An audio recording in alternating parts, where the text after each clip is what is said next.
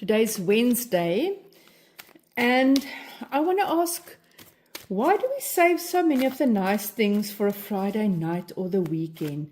Where can I bring a little bit more enjoyment into my week? King of Wands. It is all about excitement and joy and energy and passion and doing the things that I enjoy during the week as well. For instance, a tarot reading, a Reiki session.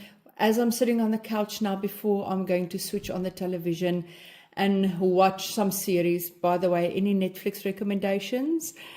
And maybe cook a nice meal, go out in the week for a nice meal, do a puzzle, go watch a movie. So rather doing and saving things just for the weekend, spoiling myself and doing something nice in the week is really something that I should be doing more of. So what is one small thing you could look forward to on an ordinary weekday like this Wednesday?